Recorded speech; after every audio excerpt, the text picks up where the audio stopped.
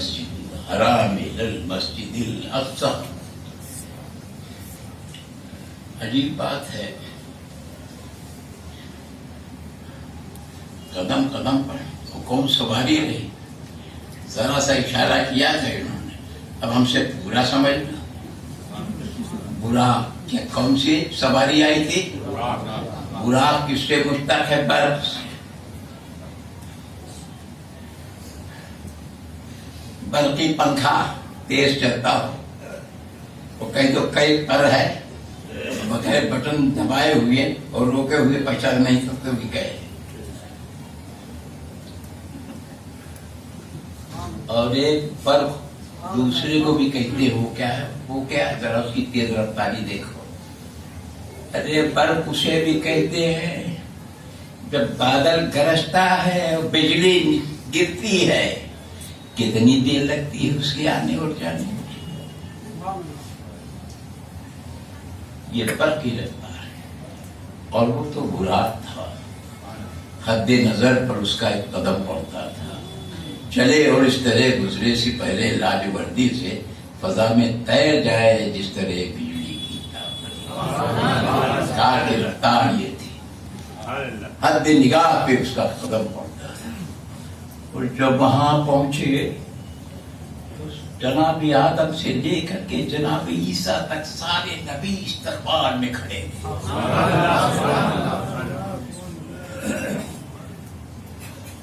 آج جو وعدہ بھی اس بار روزے میثاق کر کے آئے تھے، آج اسے پورا کرنے کا ارادہ سب موجود ہے. حضرت آدم علیہ السلام سب کھڑے ہیں. حضرت آدم کا کھڑا ہونا بتا رہا ہے کہ میں ابو البشر ہوں، لیکن آنے والا افضل البشر.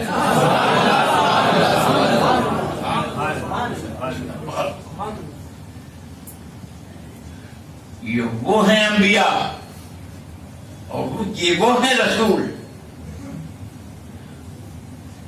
کہ ان قوم کی مجال نہیں تھی کہ ان کی موجودگی میں امامت کے مصلے پہ چلا جائے.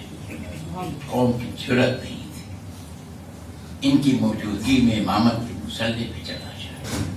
یہ سب اپنی قوموں کے امام تھے. لیکن آج بیت المقدس میں مسلح بچھا ہوا، خدا کرے بیت المقدس مسلمانوں کے ہاتھ آ جائے. مجھے وہ وقت بھی یاد ہے جب میں بیت المقدس گیا تھا تو میں نے وہاں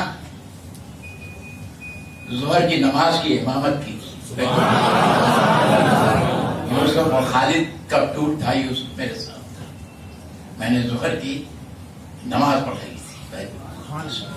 کم سے کم اسی طرح سے نبی کی سنت تھا. اور بات ہے کہ وہ رات کا وقت تھا. تو امامت کا مسلح خالی ہے، کوئی امام آگے نہیں پڑھ رہا ہے.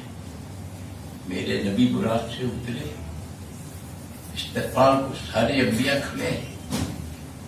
کوئی امامت کے مسلح پہ نہیں جا رہا ہے، اس لیے یہ سب کے سب اپنی قوموں کے امام تھے، لیکن آج ان اماموں کا امام روزے میثاق کا وعدہ ہو رہا تھا. رسول اللہ امامت فرما رہے ہیں اور سارے نبی مقتدی بنے ہوئے ہیں. اور ایک بات اور سمجھ لو، چلتے چلتے جب براق پہ بیت المقدس چڑھنے لگے تو سارے انبیاء تھے وہیں اپنے قدموں کے نیچے. میرے رسول نے روح غوث العظم کو بھی مشقتے تو میرے رسول نے محبت سے اپنا قدم مبارک اس پہ رکھ دیا. جو غوث العظم پیدا کیے تو غوث العظم کے کاندھے پہ محمد مصطفیٰ کا نقش تو کیوں نہ غوث العظم کا قدم سارے اولیاء اللہ کی کرنا. اب یہاں سے سوال اور اس کا جواب، نبی کیسے چلے گئے. नबी कैसे चले? ये आलम कसीफ है, वो आलम लतीफ है। आलम कसीफ की कोई शय आलम लतीफ में नहीं जाती। तो जिस्म कसीफ है, आप कह रहे हैं नबी की जिस्मानी मिराज थी, तो ये जिस्म कसीफ आलम लतीफ में कैसे पहुंच गया? बड़े बड़े फिलासफर मिट्टी का ढेला ऊपर फेंको तो नीचे आ जाएगा, जमीन की कशिश उसे खींच लेगी। यह कसीफ है, ढेला कसीफ है, ज्यादा ऊपर फेंको तो आलम लतीफ की तरफ उड़ता हुआ नहीं जाएगा, नीचे जाएगा। आलम में कसीफ की कोई शय आलम लतीफ में नहीं जा सकती।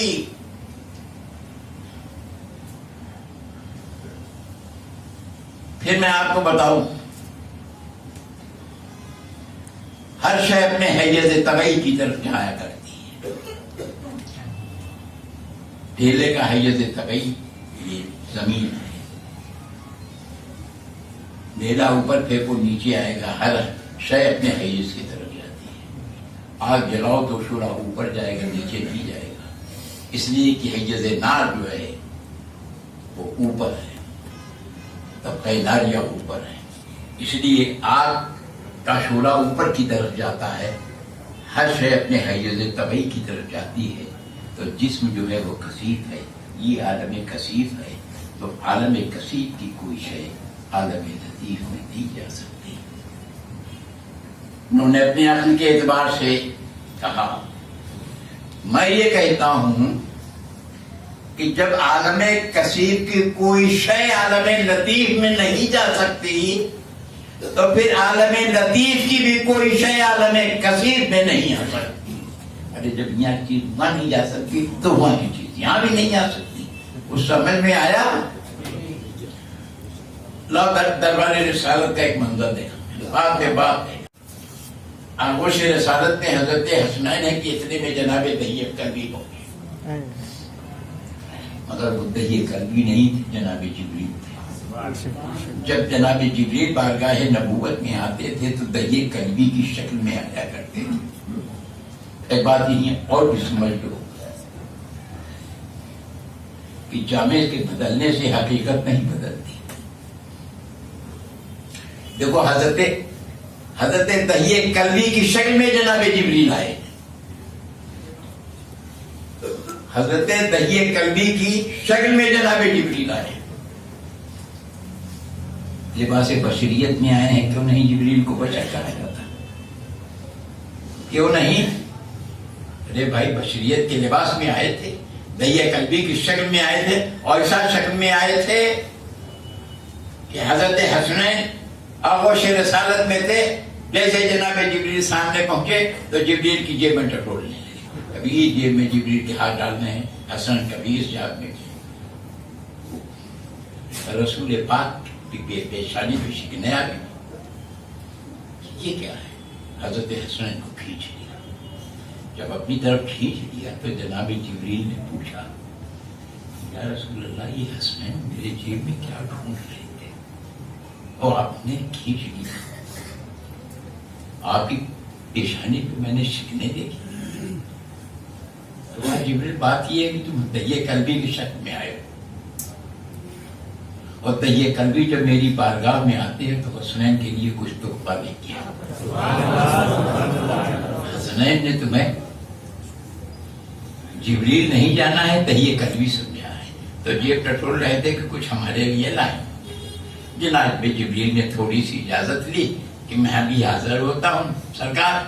और थोड़ी देर के बाद जनाब जिब्रील जन्नत के कुछ अनार लेकर के आए, बारगाह नबूवत में रख दिया कि ये हम हसनैन के लिए लाए। कैसे थे ये इन्होंने हाल? इनके लिए जिब्रील जन्नत से फल लाया, और जब फल रख दिया हसनैन के सामने,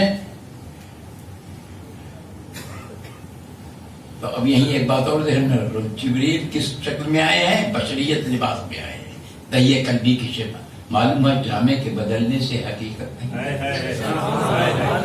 नबी भी जामे बशरियत में है, तो जिब्रील को तो अपने जैसा नहीं कहते। یہ نبی سے اتنی بڑی دشمنی. تم اگر اپنے نقاب بشریت کو الٹ دو تو کچھ نہ رہ جاؤ, اور مصطفیٰ اگر اپنے نقاب بشریت کو الٹ دے تو خرچہ کو من اللہ نور کے تاکہ ضیاپاشیاں گم ہو جائے, ماتا کی چمک و دمک.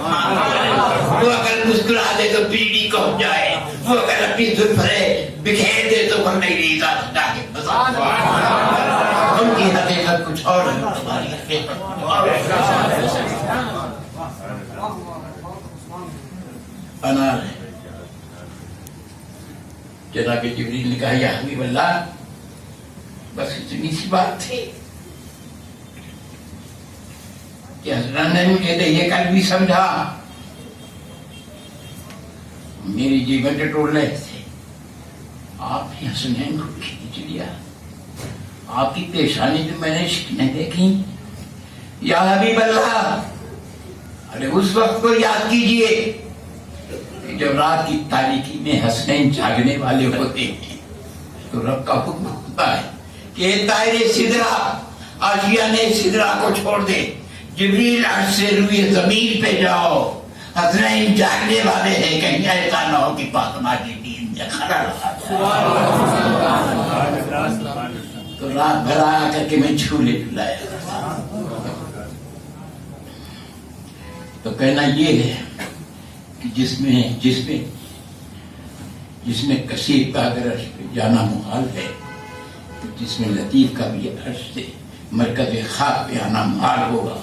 اور جب جبریل کی آمد مان لی گئی, روح الامین کا عرش سے مرکز خاک پہ آنا محال نہ سمجھا گیا, تو محمد مصطفیٰ کا عرش پہ جانا کیوں کر محال ہوا. جبریل خادم ایک مرتبہ نہیں 1000 مرتبہ عالم لطیف کی عالم کثیر میں آئے تو کوئی حیرت نہیں, اور ایک دن جبریل کا مخدوم چلا جائے تو بڑی حیرت ہو رہی.